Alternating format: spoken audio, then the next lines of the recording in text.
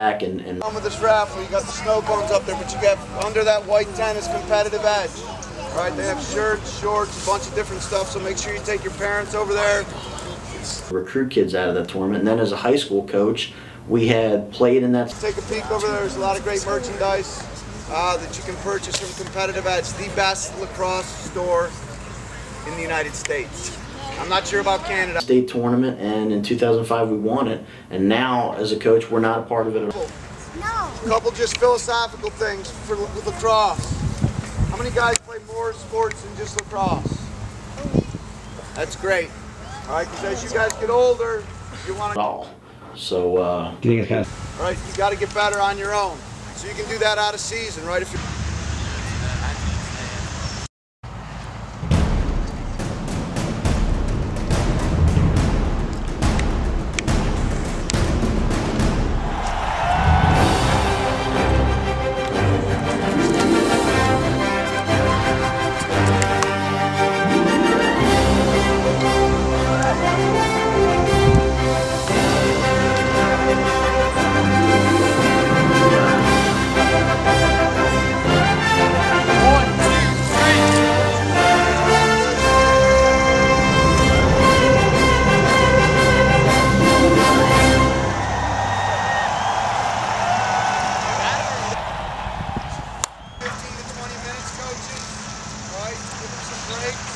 Try to play as much as we can this morning.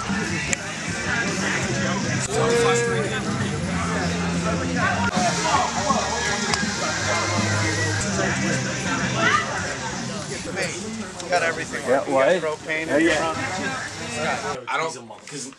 It's about I didn't come to Haverford with the mindset of, oh, I'm gonna go there for a year to learn everyone's tendencies, and then I'm gonna go to Malvern so I can beat them. Like, yeah, but if you stay with our team, like. I'll let you talk. But keep in mind, he wasn't paid. But also, this is what I'm saying. That's the biggest issue. Like, if you have a family and you have, I know he has. I think he has 2 or 3 kids. Yeah, he was offered the Princeton job. Yeah, why would I be a, a volunteer assistant at a high school coach and get paid this much money when I could be the head coach at Malvern and I can support my family and I can make more money. And he was also for the head of Princeton job. job. He's only there for 1 year, so it wouldn't be like if Coach Patron left. Right. So he's been there for like 8 or 9 years. And really knows. Really close to the program, and then he left for Malvern. It's like a 1 year thing, and he left. I think he left for money. And okay. And he has 2 or 3 kids. So he does. Right.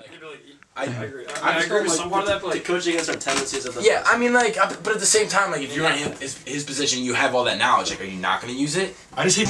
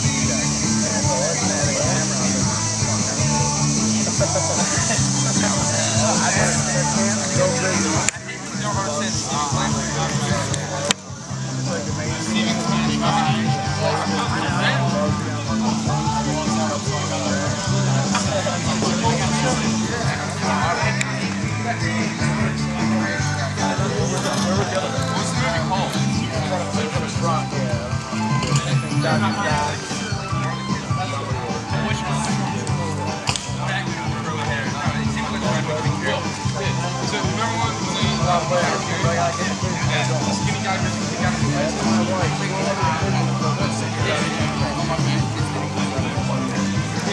T, the one thing you have to get for me, Yeah. just because my wife and I are so Catholic, you got to get Mary and that in.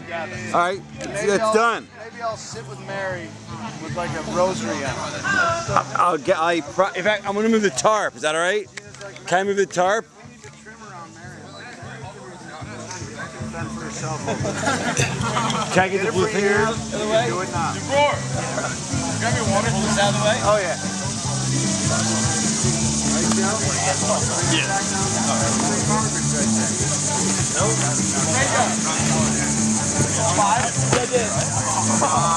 About to go in though. Psychology right there. Yes, it's like, man.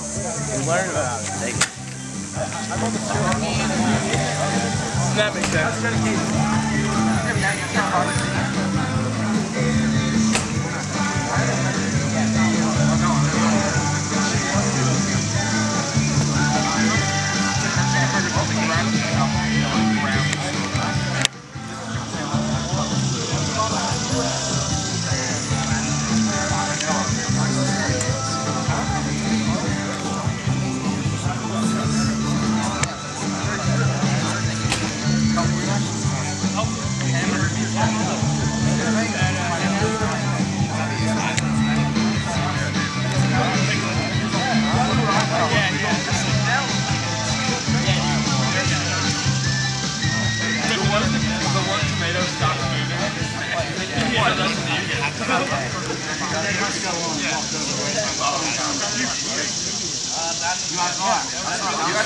I thought we were watching.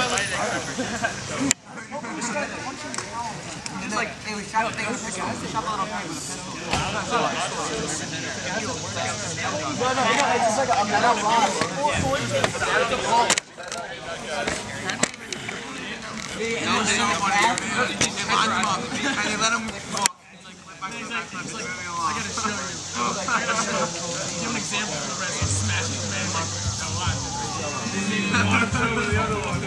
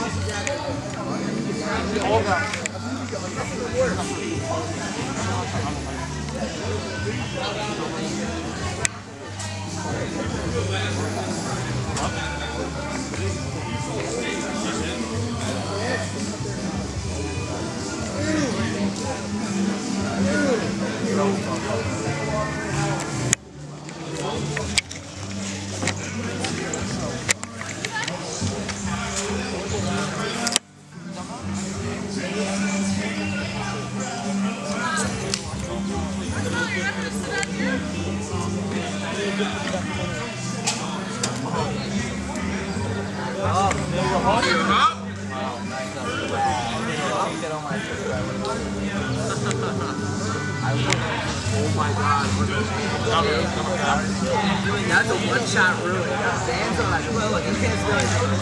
No. Add it on my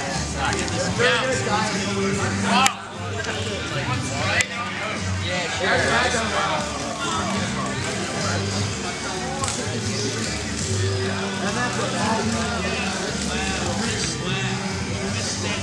right, huh?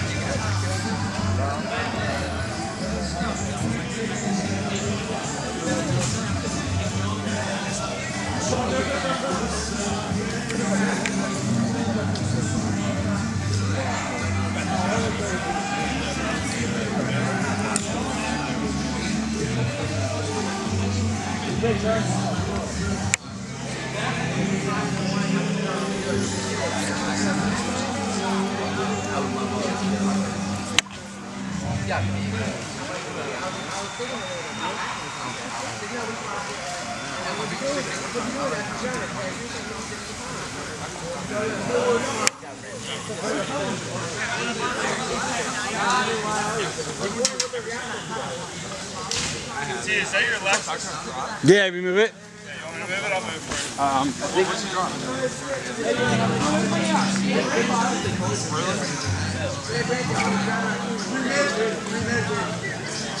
Yeah, how are you?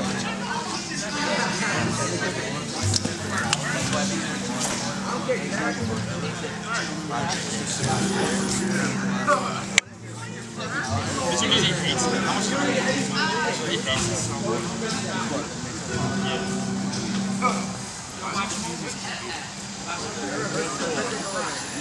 But the thing about Hup is like Hup, we've probably gotten like 500 arguments, me and Hup, as like friends. Like he will never give up, and whatever he feels like, and it's a good thing too, because like whatever he feels like, he feels like is right, and he's gonna fight for it. Like I guard him every day in practice, and I know that like he will never give up, especially when like I pick up the ball like off the end line we're trying to clear. I know I'm getting the hack the fuck out of my arms. Like I know Hup's coming like riding me, and like he will never give up. And he also uses like he's probably one of the strongest players on the field that we have on this team. Like there's guys that may be like stronger off the field. Like he's definitely one of the strongest like on the field. Like he will use his body. Like he will put his body like in harm's way. Definitely. Like I remember like against LaSalle like 2 years ago when he like laid it, like got hit in the crease. Like he'll do anything to put the ball in the back of the net. I think that's what makes him look so good.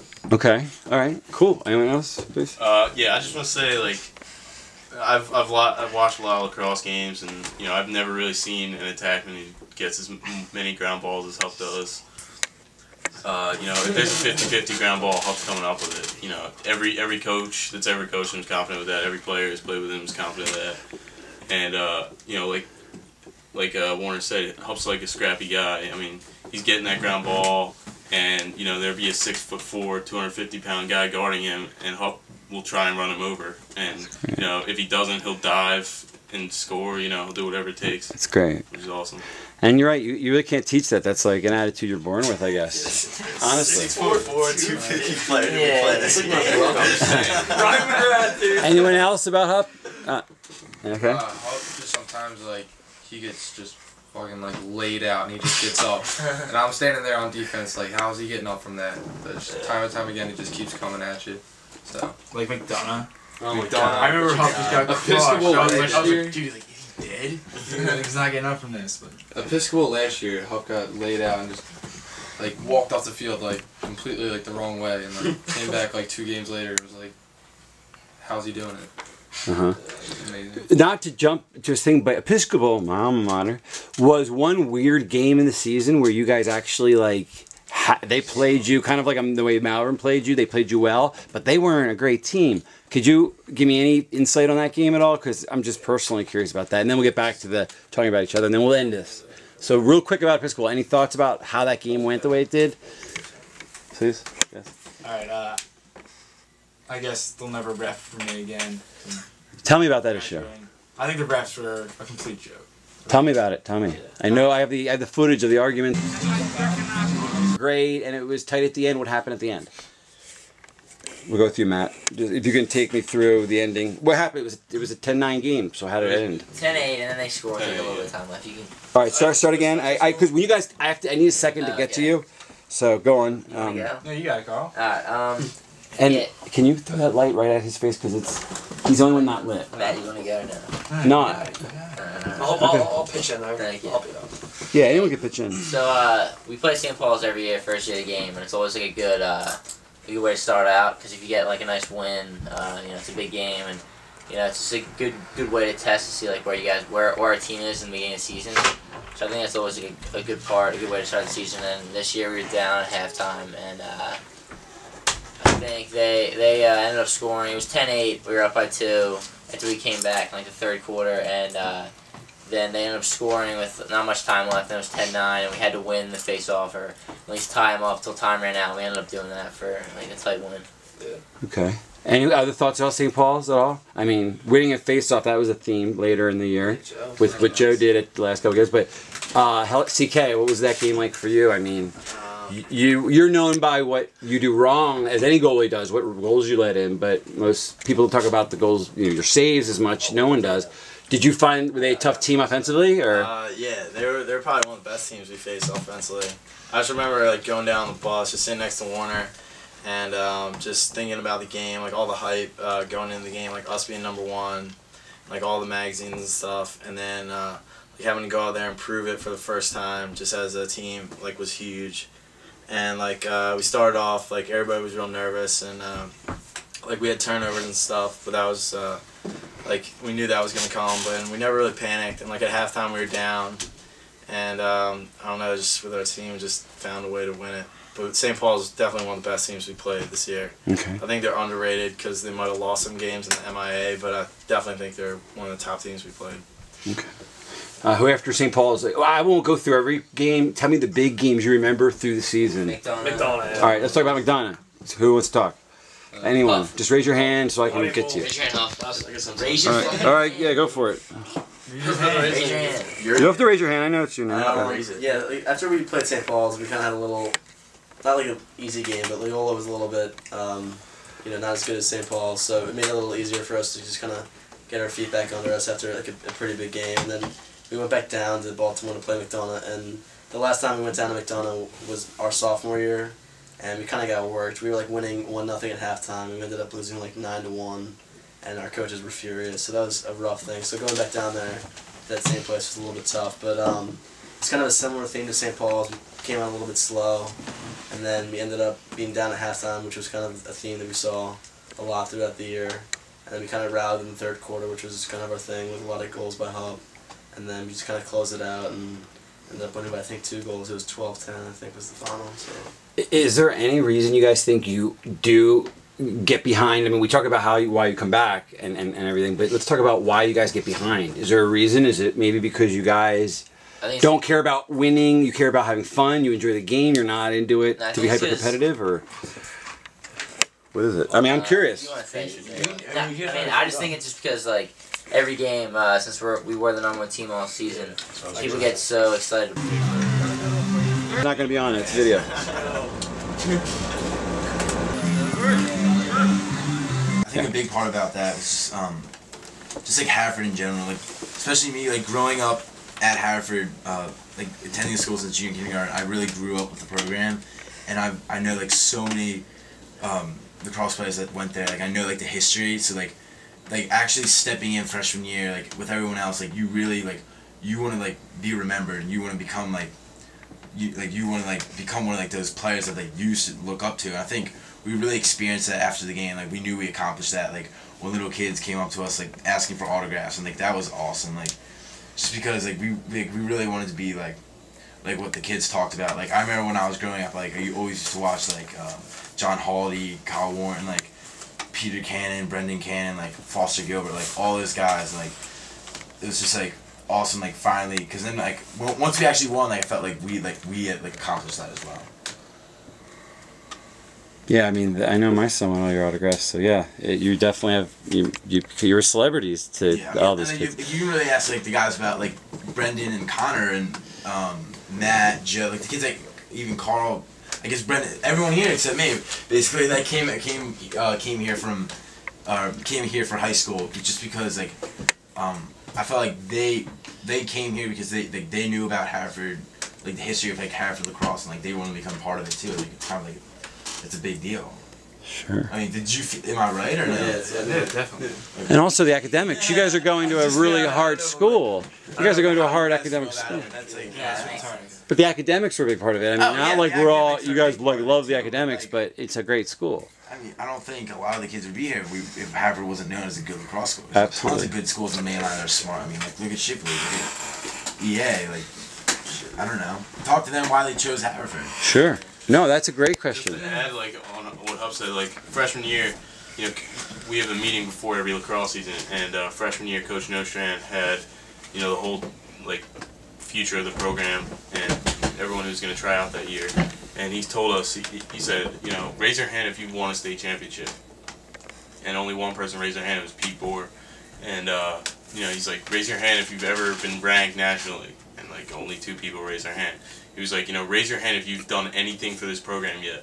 And, like, you know, only, again, 2 people raised their hand. So, you know, after we won this championship, and, you know, after we were named national champions, you know, I really feel like we earned our spot as, like, a Haverford lacrosse, you know, alums. And, you know, I really feel like, you know, not that we wouldn't have been a part of, like, you know, the great Haverford lacrosse tradition, but that really, like, capped it all off, you know. I was like, I mean, all of us, you know, once we did that, you know, that made us part of the greats that played at Haverford.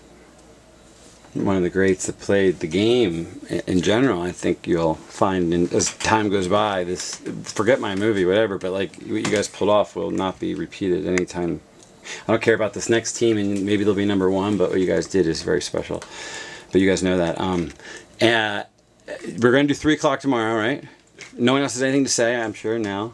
The guys, yeah, because I know we missed talking about Matt. We missed talking about a couple people.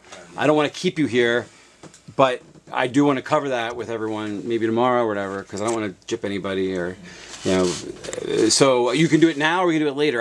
I'm apologizing because I don't want to keep you guys. I'll do it now, but it's... Okay, right. If you guys have to leave, just say it to me. I have to leave after this. But okay, fine.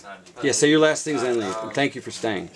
Yeah, I remember freshman year, I went into Coach Prince's office, and I think it was after we had lost to LaSalle, and, like, you know, like, heartbreaking, you know, one of the greatest games I ever played, and we ended up losing in overtime, and he told me, you know, you guys have a really good class, and, you know, senior year you could be the #1 ranked team in the nation, and, you know, I remember that since then, and that's really... He said that freshman year? Yeah, he told me that freshman year, and, you know, I swear to that, he told me, you know, you guys have a chance to be the #1 ranked team in the nation, you know, the team is, you know, he was talking to our class, and, you know, we had a lot of good guys, and a lot of guys were going to get playing time sophomore year, and he pretty much told me, you know, like, your class, you know, you guys have to step up now, you know, this is going to become your team in the next few years, you know, referring to our class, and I think, you know, people really started to step up and working hard, and it's been in the back of my mind ever since, you know, winning and finishing the season as #1, you know, it's pretty unbelievable, you know, how our coaches, you know, saw that potential in us, and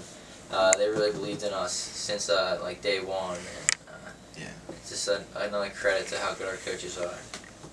Yeah, just to expand on that, I honestly, like, remember freshman year talking to each other about, like, what we could do senior year if we just keep working, and, like, to actually do it's awesome. Like, it's so ridiculous.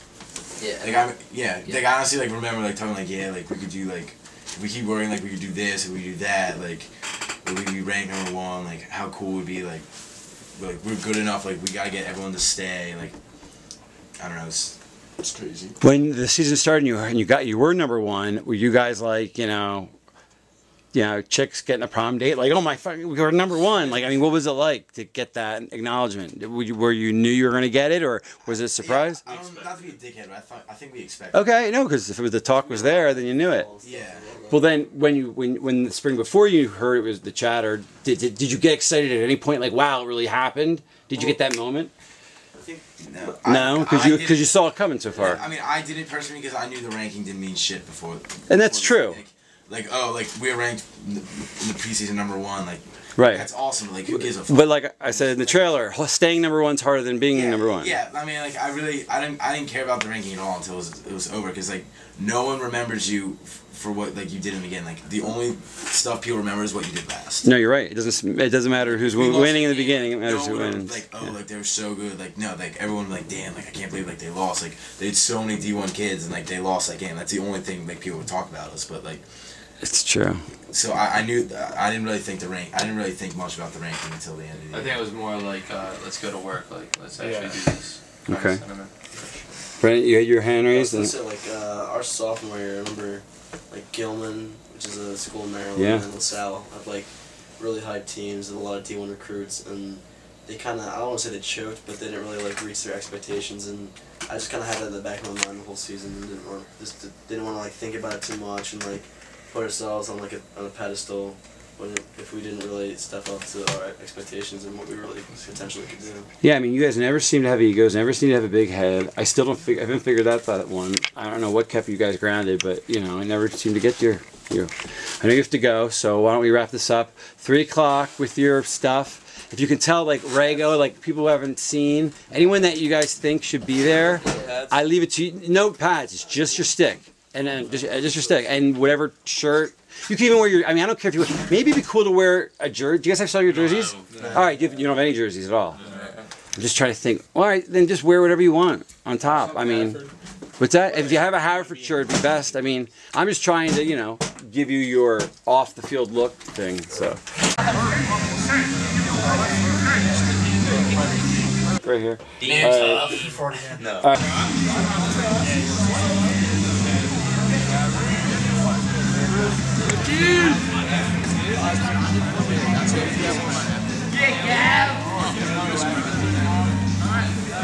Oh, get on that, oh. It's too late for it. Oh, you better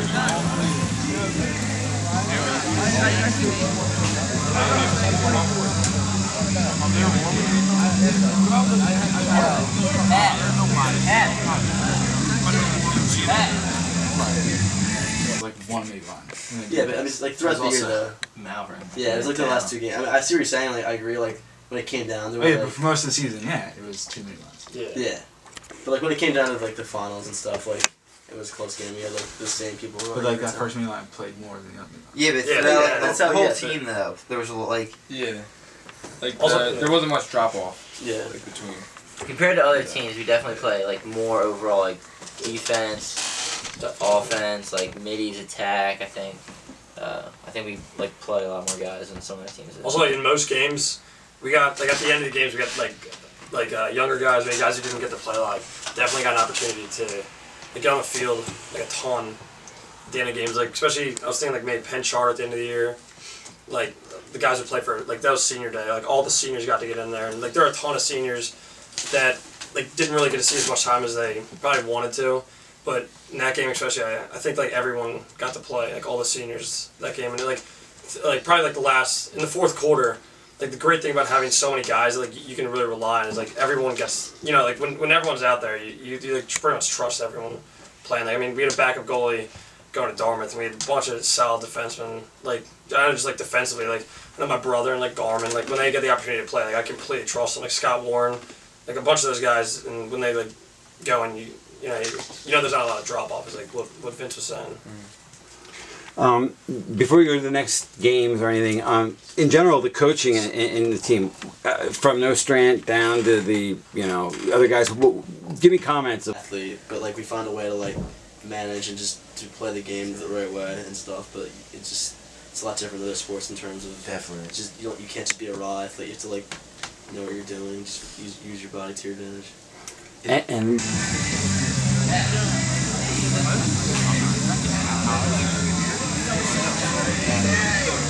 it is. No, we're definitely all gonna do it. All right, I'll just. Jersey Shore. All right, my point is, we'll do the 3 o'clock thing, and if you guys are up for it and say it, we'll plan it, and we'll meet up at 9 or 10 whenever you guys are done your thing. Yeah. If not, we won't. Yeah. But I really think it's silly if you guys don't have a place to go. I don't know why you just don't come to my place and have a final little interview, talk, hang out, and I might not see you guys again. It'd be worth it. All right, so okay, I'm closing this up. Let's finish it. Thoughts about the last game, or even Lawrenceville, if you want to get into that, because I thought they were a hell of a team, to be honest. But I'm just going to freestyle it. You guys want to talk over each other, and then we'll get out of here. All right, so start. Carl's got it. You want me to start? I mean, Carl's just doing a lot, and I want Carl to say a lot, but I want this to be a little even. Okay, go for it.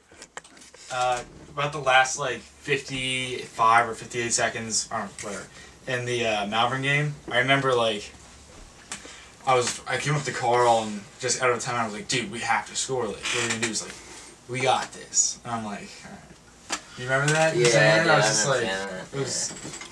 And was that unusual for him to do that, or something like to express a sentiment like that, or was that weird? I mean, like, I also said, like, no, I was like, yeah, like, we got time. Like, Yeah, it was literally, like, 58 seconds left, and I don't know why. It was right after we read the ball back, but, like, I just felt like we were going to win, and I looked at Matt, and I was like, you know, like, we got time, and, like, I knew, like, because it would have been bad to panic, but, like, with 58 seconds left, you know, it's a lot of time. You can get a good shot out of it, and, you know, instead of, like, just taking it and someone going to the goal right away, we worked it around, and, like, we used all the time we could, and, it worked out, so. And you, before that timeout, you let the ball down, and you looked a little bit discouraged from my point of view. That shot of you before the timeout, like dropping the ball down, and you didn't look angry. You just looked dejected. Did you feel dejected before that timeout? It was around the 3-minute mark. I don't know if you remember it. It's in the trailer where you just dropped the ball for the ref. It's a pretty cool shot, I think. Yeah. It says, "Are they destined to lose?" You know. But my point is, do you remember any discouragement that you overcame? Any of you? Like, the whole last fourth quarter, you know, like, going into the fourth quarter, I was like, okay, you know, there's plenty of time left, I'm not worried about it, and then every time we would get on offense, you know, we just couldn't get a goal, and I remember looking down, because I was attacked, so I had to sit, you know, at the midfield line, and I could see the clock, you know, I'd look up, and there's 10 minutes left, and our defense is still playing, you know, they make a save, and I'm like, okay, you know, we still got time, you know, we don't score, and then it was like 8 minutes left, you know, we didn't, still got time, all the way down to, you know, it took about like 2 or 3 minutes left, and then we get the ball back, and then, you know, I still thought we had time, and then the only time I felt panic, which was, like Warner said, besides for St. Joe's in overtime, this is probably the first time all year I actually felt like a little panicked and a little nervous that, you know, this one might slip away, but, you know, I remember them throwing a pass, and I saw Gorn right there, and, you know, I just ran up, and, you know, we ended up jumping that kid and getting the ball back, and, like I said, after that, you know, I wanted to go into it with like you know, we still have time, and once we got the ball back, I felt like a relief, but, you know, that little 10-second period there is probably like the worst 10 seconds of the season for me, because that's when I really thought, you know, like, we need to go, like, right now, we might lose this one. And you guys lost possession in 58 seconds. If I recall, I could be wrong. I think I am wrong, but it was off of a rebound of a shot that someone missed. I don't know who took it right before that 58 mark. Yeah. I don't know who it was. You had tried to do your goal and it didn't work earlier in the game. I wonder if anyone has any other thoughts about that time. Like, did you give up? Did what he say inspire you? Focus. 3, 2, 1. Oh, you can like look.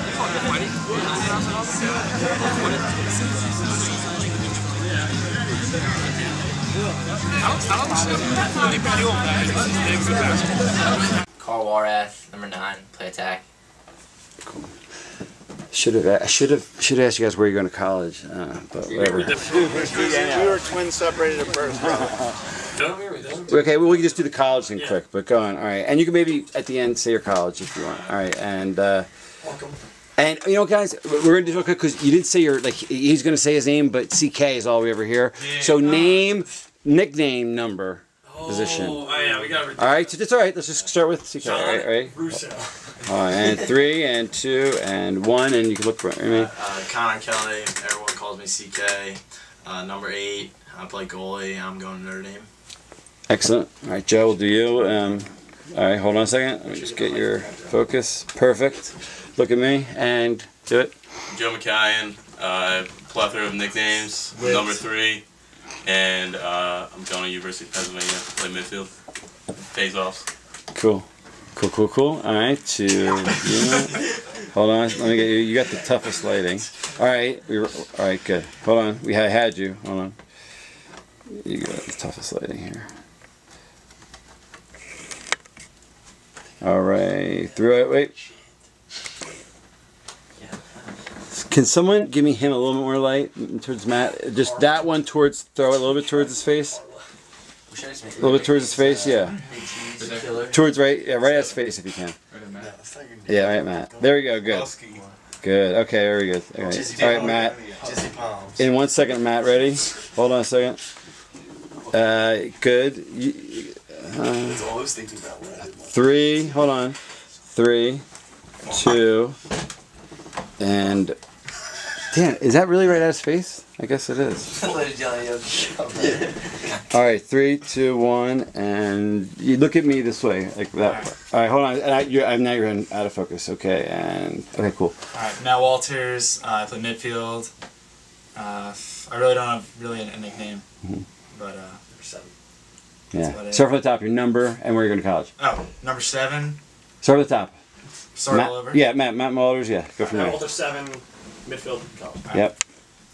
Go for it. All right. Matt Walters, number 7. I'm a midi, and I'm going to Syracuse. Cool. And let me just get you up. 3, 2, and wherever you're gonna sit. Yeah, 3, 2, 1. I have you focused and cool. Yeah, look at me. Chris Huffeld. I'm a tackman. I'm number 22, and everyone calls me Hup. Excellent. Yeah, where are you going to school? You're going to Penn. Where are you going to school? Sorry, you guys do it again. And I'm going to Penn. Let's try it as like a one take. Everything like name, rank, serial number, boom. I'm Haverford, a number, yeah. And I'm going to Penn in one shtick. We'll go back. Ready, go. Just yeah, and then I'll go way back, and then we'll be done. And go. I'm Chris Huffeld. I'm a tackman. I'm number 22, and I'm going to the University of Pennsylvania. Awesome. And one more time, Matt. Hold on. Oh, say, I'm Chris Huff. Everyone calls me Hop. I wear number 22. I'm midfield. Everybody, You want to do it? You got it. I got it. Let's go. Trying to move that. All right, Matt. Hold on here. I got you, Matt. Good. Right there. And wait. Let me focus you. Just gonna do it again. And Oh, you want me to do mine? yeah, because everyone's gonna do it one more time with. Your problem is I want you to move a little bit that way because that back light is killing all your light. There we go. That's it right there. All right, cool. Now just do it one more time. 3 and 2 and 1 and do it. Cool. Matt Walters. I'm a midfielder. I'm number 7, and I'm going to Syracuse. Excellent. All right, cool. Joe, one more time. We're doing nicknames or not? Yeah, do nickname. Whatever you want. Just it's like the one shot intro. Joe Wilcox. I will die. Dude. Okay, cool. You say you win. And action. I'm Joe McCallion. I'm number 3. I'm a midfielder. I have a ton of nicknames, and I'm going to University of Pennsylvania. Cool. Did you say his number? Yeah. Okay, you did? Okay, cool. Forgot. All right, CK. Are you doing this? Yep, last time. You'll ever have to do it. Everyone calls me CK. Yeah, Warner calls me CK. And Just go whenever. Yep. Connor Kelly. I'm number 8. Everyone calls me CK. I'm a goalie. I'm going to Notre Dame. Excellent. Carl. Carl Warath, number 9, attack, going to Virginia. Excellent. And I'm Moore Bailey. Everyone calls me Russo. I'm number 5. I play defense, and I'm going to Georgetown. done. And Brendan McGrath. I go by Huff. Number 11. I'm a midfielder, and I'm going to Princeton. awesome. Right at the camera. The name's up. Say, I like Yeah, it doesn't matter. I don't give a shit. Go on. Who cares? Go on. Vince Garman. Everyone calls me Garms or Garmin. Number 13. I play defense, and I'm going to High Point University. Okay, done. All right, since it's getting hot, I don't want to keep you guys in here too long because you guys are giving me tomorrow at 3, and we can always do a little bit right after that. Let's do 5 more minutes, and we're done. But just one more time to get together. I haven't had a drink out of that cup yet, so when you guys leave, the cup will be filled with adult beverages. You guys accomplished something nobody else has ever done, certainly at Haverford. And I read my quote in the paper today, and I stand by it. We were tough, and we were unselfish, and guys didn't care about themselves. And in sport, that's the most important thing. Okay, and you guys go home and you sit around the dinner table. You know, your parents are like, well, how come you weren't on Man Up, or how come you didn't play, you know, whatever. You guys put all that stuff aside and did what you needed to do. And we were 23-0 and the best team in the country. And in my mind, probably the best lacrosse team ever to play the game since they started doing all this stuff. And no one will ever be able to take that away from you. So you guys do all your stuff. You do Under Armour, you do the under 19, and guys don't make it. Well, guess what? People don't like people that are good. They don't like people that are successful. So Philly is one of the best regions in the country this year. We have 5 guys try out and nobody makes the team. How many Long Island guys made it? 10. Are you shitting me? Okay. So I got on the phone. I talked to people. You know, do I need to go? It's like being a father. Do I need to go evaluate the U19 so 2 guys get on the team? I'm not going to do it. I'm not going to do it. And if people don't have enough integrity, and if people are going to be bullied by other people to put other people on the team, then they can have what they have. No one will ever be able to take away what we did as a school, as a team. You know, I don't know how you guys did it. I don't know how you got through Wilson Hall, how you got through Garnet Valley and whenever that was, the Bailey brothers and Matt Walters. Okay, but we did. Maybe we were all one step ahead of the law. That's okay, because when push came to shove, we did it the right way. We played hard. We made plays when we needed to make plays, and then at the end, when we did what we did, we had one guy stand out the side of the huddle. And I'll remember this forever. And it was Carl. He's like, just don't panic. Just hey, everyone, don't worry about anything. And in his own mind, for the first time, and I've been telling him for years, I'm like, dude, why don't you just play so hard that when you walk off the field, everyone's like, who was that guy? And he did it a lot, but he really did it that night. And in his own way, he's like, don't panic, don't panic. And really what he was saying to all you guys is like, get the fuck out of my way and give me the ball. Okay? And the coaches knew that. I knew that. And he scored 2 goals within 40 seconds. And it was awesome. So the senior leadership this year was unbelievable. And my wife, who just went to get hot dog and hamburger rolls, says, you know, she said to me all summer, from May till now, it's over when I say it's over. So to me, tonight kind of brings everything together, but it's still not over. But for the younger guys, why can't we do it again next year? Like why wouldn't we? Why wouldn't we be the #1 team in the country? Why won't we do it again next year? We have the talent, we have the farm system, we have people coming in. So we're probably gonna do it again, you know.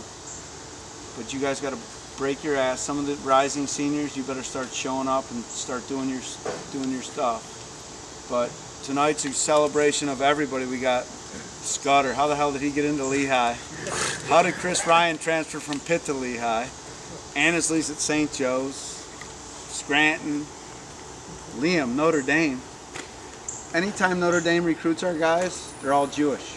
All right, Liam's the first Catholic guy they recruited, so he went. All right, you know, we had guys that wouldn't go. So you guys have the world in front of you, the young guys, older guys.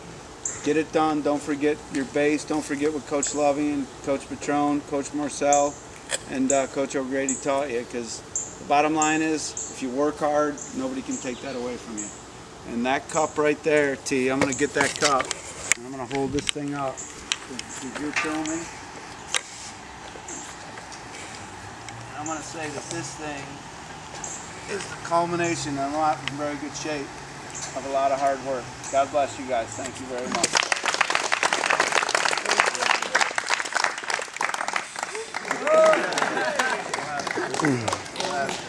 We got t-shirts, we got medals.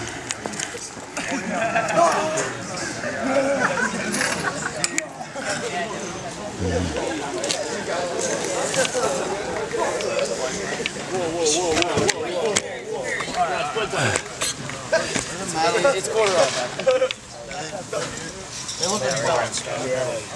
Oh my only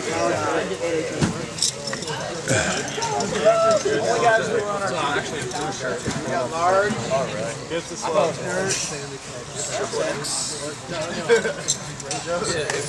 large and double X. We got 2 X's. There you go, take it to that. Why don't we do this podcast, guys? Yeah, alright, seniors, see you, bro. Redshirt juniors. Yeah. I'll take the triple X. Alright, guys, XL and large. Borax, you got the large. Really, Mike, get the large. XLs, I have the XL.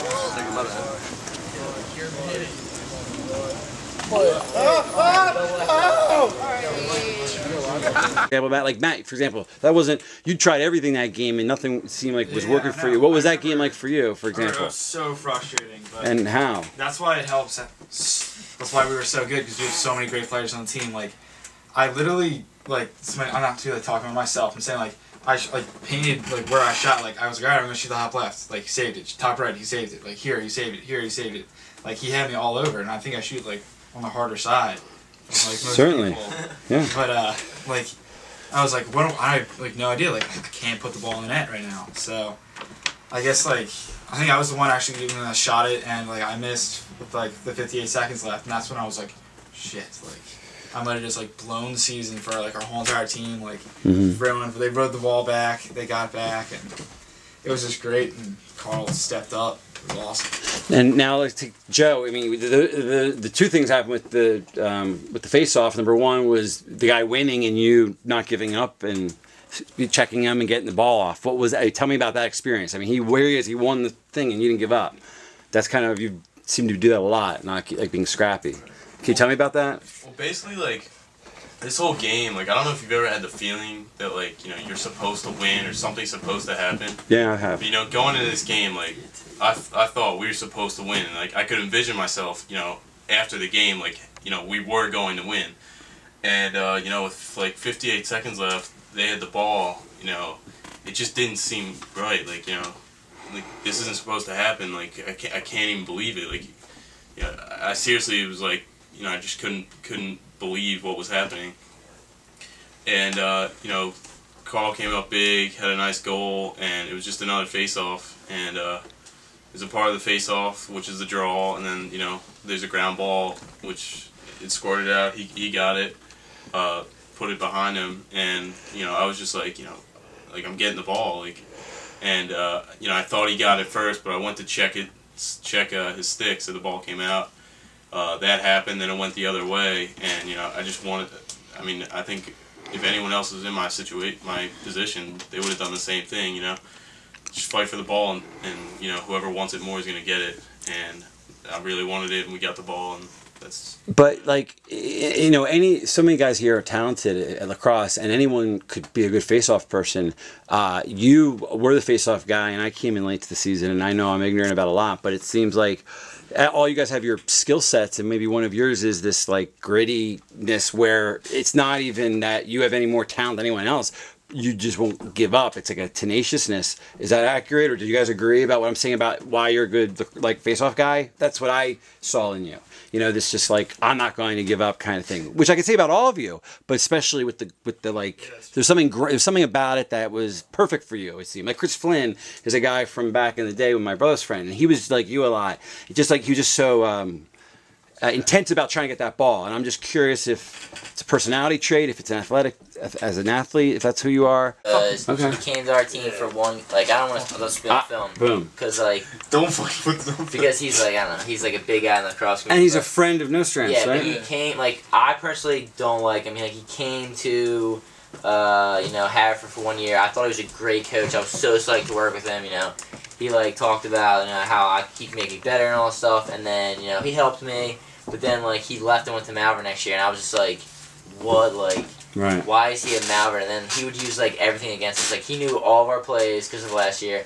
He knows our tendencies. Like, he stalled against us. So I just, like, didn't like what he did. I felt like he, like, zone. Like, I understand he wanted, I understand he wanted, like, a job in Malvern, and, like, it's, like, business, so it's not personal, but, like, to me, like, that's just the way I took it, and I was kind of pissed. Yeah, I agree with that. And Nostrand's and him is best. They are best friends, though. They are good friends. I think, really like, yeah. You don't agree with what part?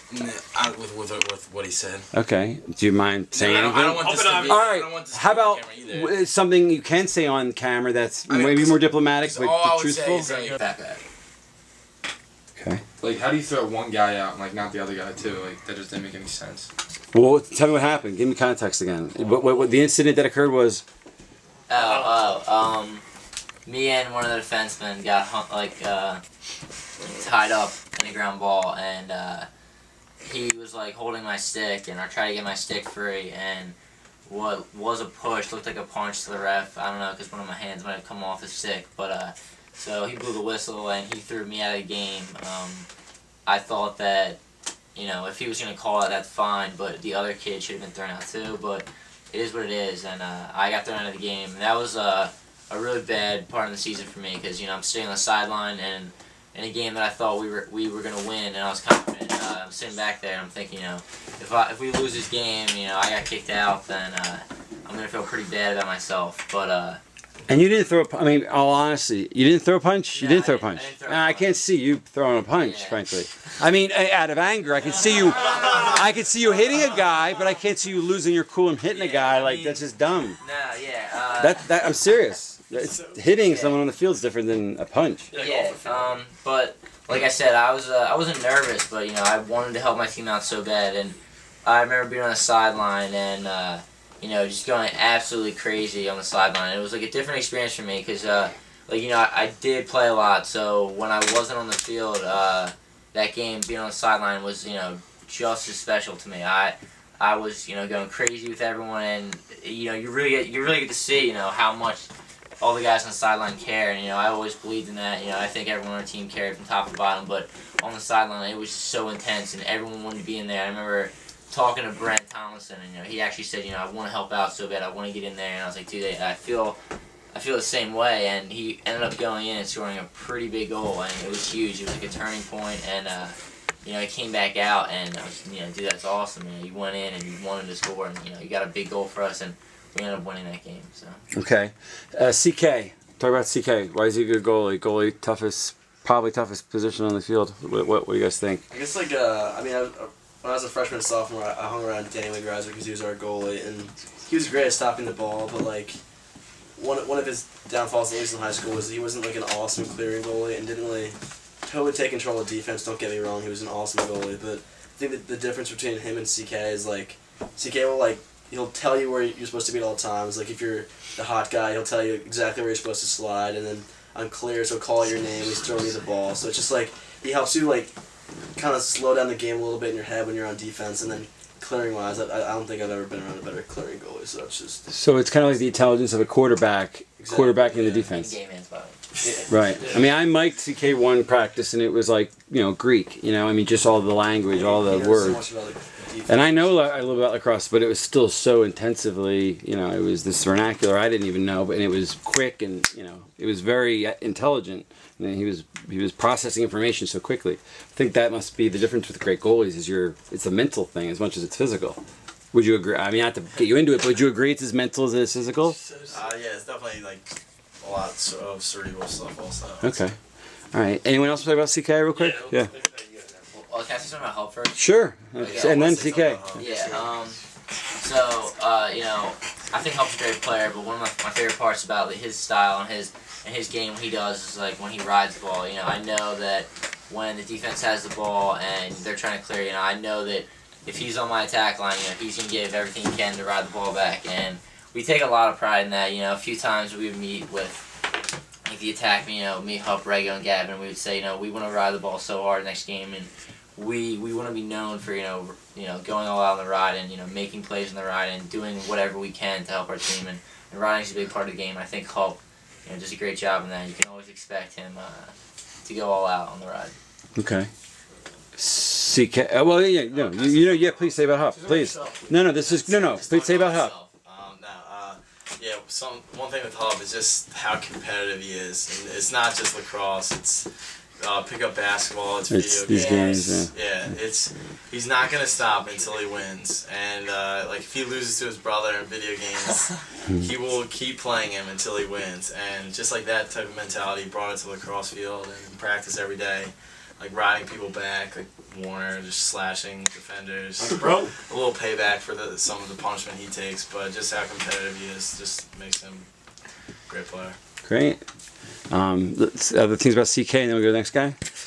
Anything else? Can I say one thing about the EA game? Sure, please. But whatever you want to say about anything, it's fine. Yeah. The EA game, I think that was like. Who's that? No, it's not going. I was gonna say, I think the EA game.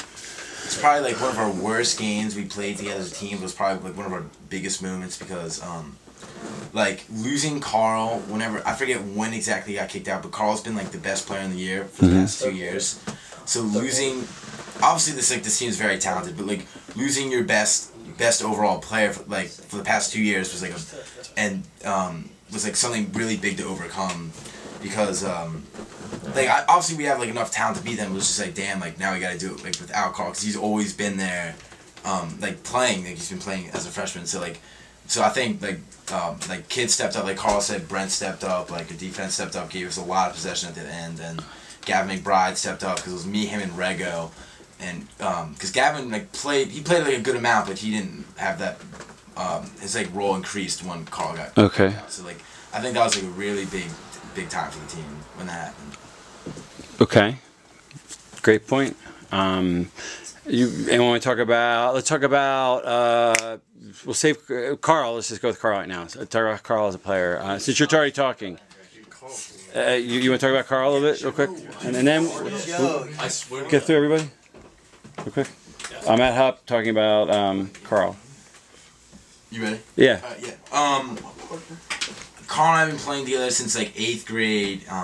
Before a lot of these kids got here, and it was always me and him on attack. And since I've been playing with him, he's always been an unbelievable attacker. He can always beat his guy, get to the cage. He's always has his head up, which is it's so nice playing with an awesome attackman, because when you're playing with someone that can get you the ball, it just makes you that much better. And because the best of you really comes out, because he's so good at beating his guy, and it allows me to play my game and get open and finish. And same with Rego, it just makes everyone better when someone's like that. Your styles seem different.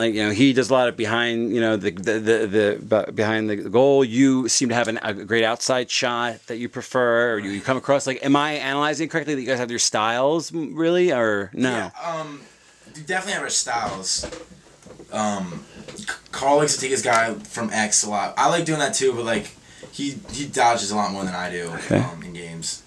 But as far as actual beating his man, he's definitely one of the best players I played with. Okay. Okay. Other people about Carl? Let's go. Okay. I'll just go to you. Just one thing about Carl and Hup, they always are on the same page and stuff. You always one always knows where the other one is. And me and Carl went to school together from 4th through 7th grade. Then he came here in 8th grade, and I came here freshman year. And he's always been freakishly athletic. I don't know if some of you guys know, Carl didn't start playing sports till 5th grade, and he stepped on the field and was the best player that I've ever seen. And his first football game in 7th grade, he had, I remember it, because it was funny. He had 3 carries for 150 yards and 2 touchdowns, and really? It was just hilarious. And he's just always been freakishly athletic, and even tonight in the alumni game, just always been. I didn't know that. I want to get into that with you. Individually, that's a late start for an athlete to be that as good as you are at athletics to start at 5th grade. That's wild. You were saying about Carl? I was just gonna say a lot of our other players, he's really unassuming and unselfish, but when it comes down to the wire, he always wants the ball on the stick, and he's really competitive. So it's awesome to have him on our team. So. His parents, I told his parents that he had given some nice speeches before a couple of big games, and they were floored. So either he doesn't talk much to his parents, they don't really know him, or something came out of Carl that was unique. What was that about? Was that typical of Carl to give those speeches, or was that something that was kind of a surprise? And there was a nice breeze that just came in. Yeah, I think with someone the Interact games, which weren't as close, Penchard and stuff, he did it for his own reasons, money wise, or he wanted the head coaching opportunity job. It doesn't, but it doesn't take away from the fact that he's going to our biggest rival. It's tough. I know I wasn't there when Mets Bauer was there, so kind of when I came back, I guess it was a little different for me. But just knowing these guys and knowing how they feel, talking to my brother about it, and talking. I mean, pretty much talking to everyone on the team. I can get a feel that that's. I mean, it kind of felt like everyone felt a little getting stabbed in the back, and it was just it was his personal opinion, or his personal, he has reasons for it. I mean, what he did in his mind is definitely right, maybe in a lot of people's minds, but it still doesn't take away the fact that we feel some people feel maybe it's kind of You felt hurt, you felt betrayed a little bit, okay. Not to mention, we won, so we don't really care as much, but I think if we would have lost to him in the way we would have lost him, them stalling and, playing tight zone and, not just playing it straight up, even though that was their best game plan. I think people would be a lot more pissed off. Yeah. People would be voicing the fact that he was the guy, he left our team and then he ruined our season by if they would have beat us. So I hate the way they played, but to be honest, they played to their strengths. Their strength is face-offs and possession, and like they're a really smart team. But like, I hate the way they play. I think it's bad for the game. But as far as strategy goes, they played to their strengths, and like they know they had the best shot to beat us like that way, and they did. And I mean, if they played us athletic, no, they can't hang with us athletically. Like in transition, they won't do it. So that's the way they have to play if they're gonna beat us. Like. Speaking of all that, their ability to control the ball and their ability with face-offs, number 1, 58 seconds. And if you can look right here. Okay, go. I'm Warner Bailey, number 5, and I play defense. Done. Cool. So, yeah. Nobody went down the shore this summer, or no? I think they were like number 2 last year, weren't they? Yeah, when we beat them last year. Preseason. Yeah, they're always really good. They're always a great team. So. And what was the score of the St. Paul's game? 10-9. 10-9. Yeah, they scored with like a couple seconds left though. Is it under 30 seconds? Under 30 second defense. Terrible. Well, can you guys just take me through the ending of that game, or like the most exciting parts, real quick? However. Probably losing at halftime, right? Yeah, we were losing at halftime, and that was probably like the biggest part of the game, just because we came in the season so hyped up, and like we're already losing at halftime. It's like Jesus, but like throughout the whole season, I don't think we ever were nervous at halftime. 'Cause, yeah, if you look at our schedule, we were down at halftime a lot. It's not really a big deal. Almost every game I was at, you almost were down at halftime. What did it feel like in general to always be behind the 8 ball and you always pulling it out? Did you ever get nervous? Did you always have that confidence? Where'd that come from? Not panicking. I think probably the more it happened, like the more it was easy to like get past the fact that we're down like 1 or 2 goals. Like when it comes down to the really competitive games like Malvern and stuff like that, he like shows that he's a leader on the field and like wants to have the ball in his stick. So. And the speeches, I just noticed those in the beginning. A guy who I was trying to size up and seem quiet really had these speeches. Was that just something that came from your heart, or you knew you were going to say it? I mean, I guess I'll ask you, Carl. Yeah, sure.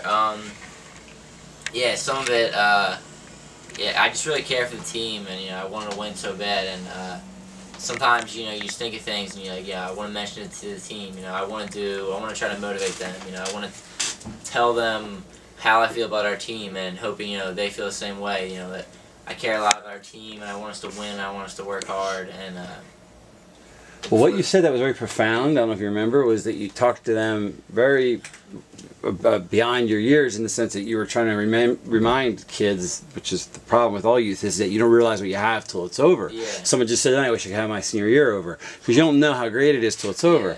And which is, as a 40-year-old man, trust me, it's quite true. So my point is, you seem to be aware of that. You're like, guys, this is amazing. Realize what's happening. You said that. Yeah.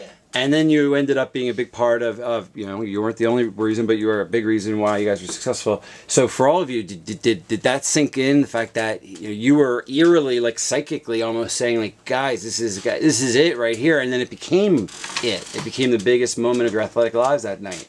Do you guys have any thoughts on that? Like, do you guys realize now what you had, or what you almost lost, or what you've gained, like philosophically, spiritually, or even psychologically? Do you have any thoughts on it?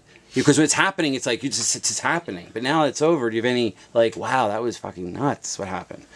I guess I'm asking you that question. Do you guys realize what amazing things you did? Yeah, we talked about it, like, at least I talked about it with some of the guys on the team, like, how important this is, and, like, what we are doing and what we can do. We talked about, like, how we'll remember this for the rest of our lives. And we knew that for most of the season, but sometimes we just needed to echo it again through our team.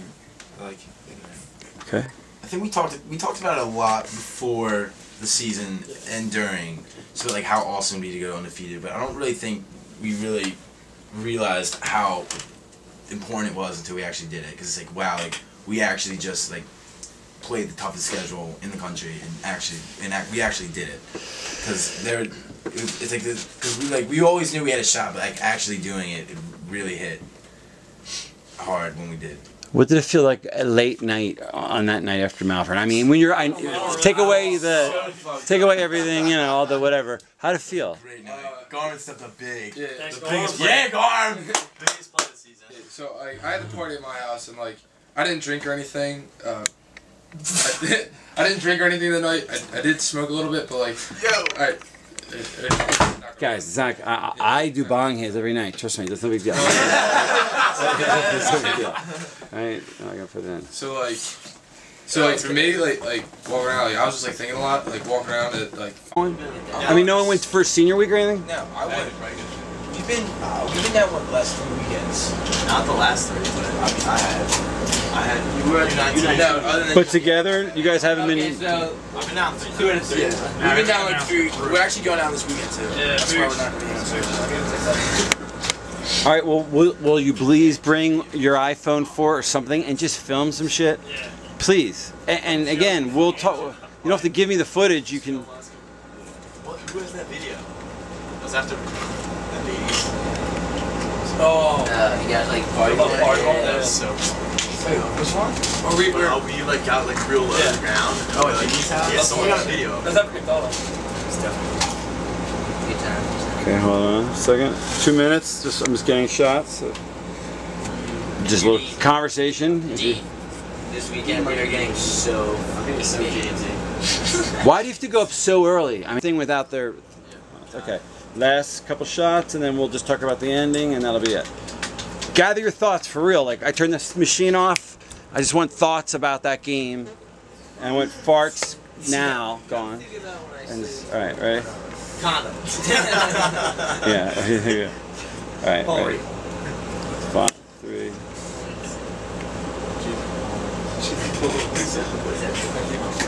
Why come you guys didn't have a senior week together, God? With what you accomplished, you think you guys would have a senior week house? Our problem with our friends is that no one. We're extremely organized. We're bad at it. Terrible. You're bad at organizing. That's it. Yeah, also, someone had to sign a lease, which no. No, I mean, none of our parents. Who would have signed it? No, we weren't. We did the house was making. That's what he's asking. Why did he do it? Yes. Our own house. Our own house. Oh, our own house? Oh yeah, well I'm wanting you guys to get one for the week Well, I'm somewhere. saying all of us were in that house. He was asking. There's no chance all of us could fit. Yeah, that would have been the worst idea. I would have asked my money back the first day. I would have been like, I don't even have a bed or like my own room to put my clothes in. It worked out. For sure. Yeah, but we're not staying in it. I was just asking why do we don't know? Oh, yeah. This does not work at all. You can't challenge it. Just because you're such friends and like it's the end of an era. You know, it's the end of an era. You know?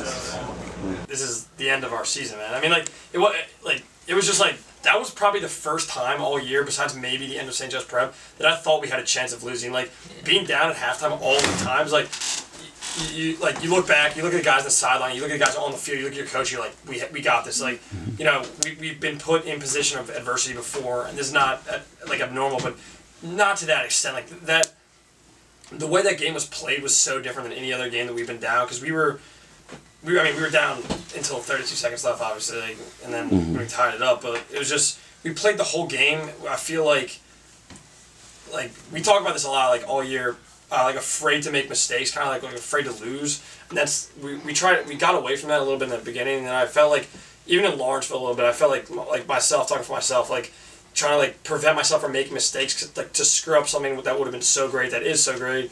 It just would have been, you know, a little. I mean, I guess we played it differently, and that was the first time I thought that we could have actually lost a game all year. But how did you? They made that clear it was over. So how did that clear not happen? Because they screwed up, or because you guys did something right?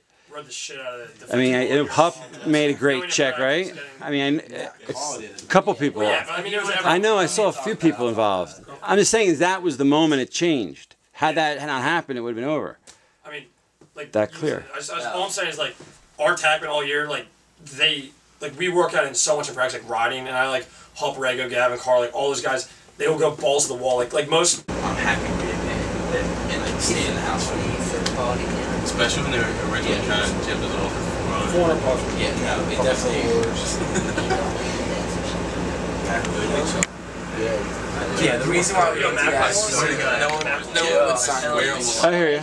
None of our parents would. That makes sense. That makes sense. When you showed me that, I mean, I would love to. In the next couple of years, maybe our parents will like relax a little bit. Maybe Seriously. Dude, I'm changing the subject and saying, you know, when you showed me. Oh, well, I thought I was talking to him about the Yeah. You just love like your Macklemore. I said, yeah. And just to make it clear, because we're doing this tonight, we're not going to get together tomorrow night. You guys don't want to come and have an area at my place to chill, or you don't, because I don't care. I'm just offering it, and it's no. So it's cool. You give Hupp a ride, he's game. Nah, it's no problem. I mean, I want you guys to be safe. I'm just saying though, I'm not going to bring it up or even bother with it if it's not something you want to do. If it is, okay. Cool. Brennan McGrath. I'm number 11, and I play midfield. 2, 1. I'm Warner Bailey, number 5, and I play defense. Cool. All right. The name's tough. And 3, 2, 1. Action. Okay. But let's start from St. Paul's. You take me from the last couple goals. Sorry. Did you get those guys? Yeah. I did, but let's just do it again real quick. St. Paul's, they were class, and if I was in their shoes, I would want to beat the #1 team.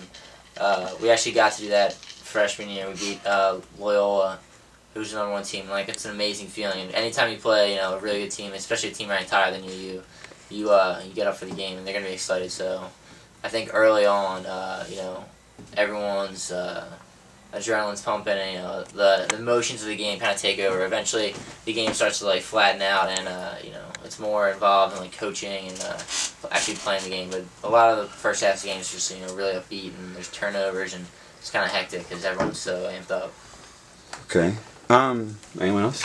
Also, I think the fact that we had so much depth kind of helped us in the second half, because teams would come out going for us, and everyone would be all out and adrenaline and everything. But then once things got settled down, like Carl said, everyone would start to get tired in the second half on other teams, but we still had all our depth. Everyone was fresh, and that's when we kind of just killed teams in the third and fourth quarter. How many lines did you guys play? Whether it was middies, I mean, I know tax usually it's not really lines, but did you guys do anything unconventional? Did you guys use more people than normal teams did? Yeah, definitely. Tell me about that a little bit. Because he needs money. It's a head coaching job. It's a lot more money. I would I didn't like the way you left. The passion part, what makes you? I'm sorry, go. You love it? I just really like lacrosse a lot because everyone plays so different.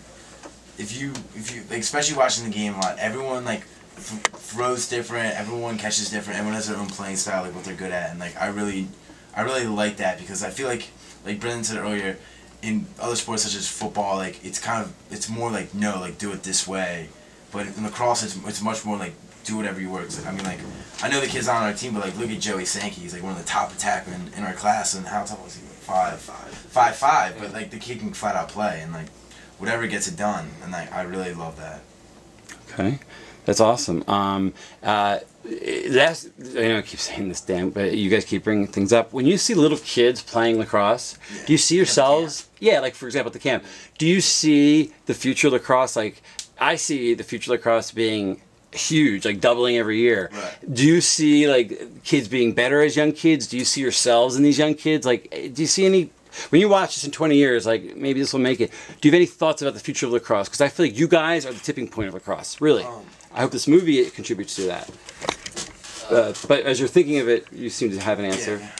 Yeah, I mean, even just looking around your neighborhoods and just driving around, looking at houses, I see a lot more lacrosse nets around, and it's just so different. When I started playing, not many people knew about lacrosse or what it even was, and you can see it growing a lot. And down the beach, I remember when I first started playing, I brought down my lacrosse stick to mess around with, and then now when I go down, if I don't see at least 2 or 3 lacrosse sticks on the beach, I'll be surprised. And even in the college game, I think it's growing a lot. If you look at all the top teams, you have good teams in North Carolina, good teams in Virginia, Maryland, PA, New York, just all off the East Coast, and Denver was a great team that went to the Final Four, and you can really see it growing. And even with recruiting, recruiting is getting a lot faster, and I think that's just because the game is getting bigger and it's getting more competitive, and I think it's the type of athlete, and I think that people are getting bigger, stronger, and faster because there's becoming a better and bigger pool of athletes, and like I said, recruiting wise, teams are going after guys harder, and it's gonna. I hope eventually, it gets to the point where it's like football and basketball. And recruiting is so serious in the sense that your floor will be covered with mail, because there's a lot of teams, and I think that proves why it's growing because recruiting is really speeding up, and I think that's a good reason why. Okay. Great. Anyone else? Final thoughts about anything? Because I want to let you guys go. I feel horrible that I've kept this long. But any last thoughts about anything? The game, the season, the movie, things that you think I should keep in mind as I do this? I mean, criticisms, suggestions, whether it's on or off camera, I can turn it off, whatever. This is the time to talk. And I welcome anything you have to say. In terms of, what's the message of this film? I mean, what's the message of your team? What should someone in Missouri watching this come away with? I know that's kind of a heavy thing to ask, but I want to know what you think. You guys are all smart guys. Like, what should someone take away from this besides that you're great at this game? And you guys are really close as individuals. Is there anything else, you know, that you want to teach the world or tell the world? Well, something maybe like for the film to take away. Like what we had was like the magic that you talk about. It was like pure and genuine, and like you don't really find that because like a lot of this world is pretty corrupt and like PC and stuff like that. And you can tell our coaches aren't and stuff. Like they tell you how it is, and what we had was pretty awesome. Yeah, very special. I mean, I just hope, well, you won't, you'll have families and kids and it won't go downhill, but this is something that you'll never get again, you know, and that's good. I don't know. They gotta figure that out. I think he plays like a pussy, but like I can't.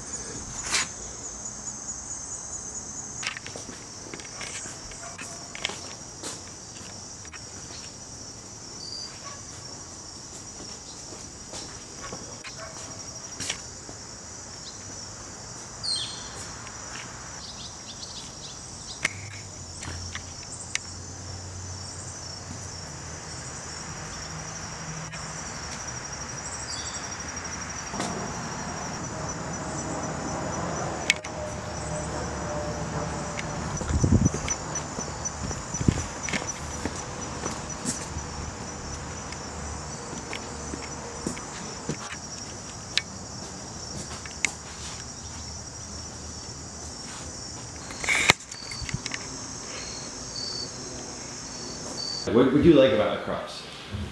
Some people love like football because of the hitting. People love swimming for what? Why do you love lacrosse? I think I love lacrosse probably because it's a mixture of the sports that I like the most. I know it sounds somewhat ridiculous, but it is a combination. Like, I love hockey, I love basketball, I love football, and when you mix them all together, I get lacrosse because you get like the contact of hockey, but you also get some contact that's similar to football, but not usually, unless you're like a complete buddy pass.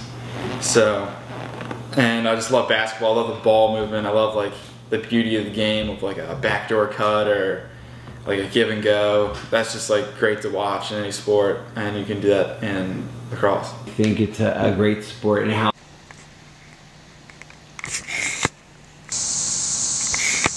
that Joe's gonna like do like a certain route, he's gonna hit Joe right there every single time, or he knows Joe's gonna come back to him where Grove is.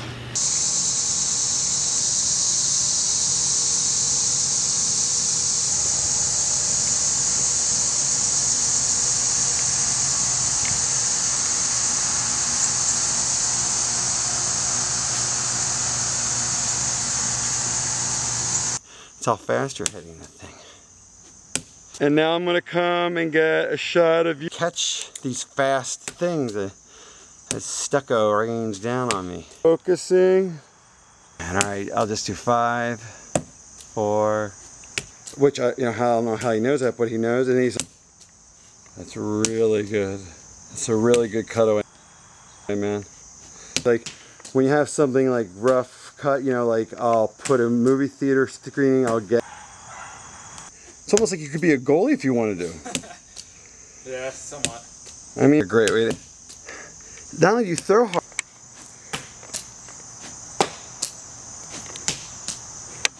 Three. Games, you know what I mean? I mean, you have a limited amount of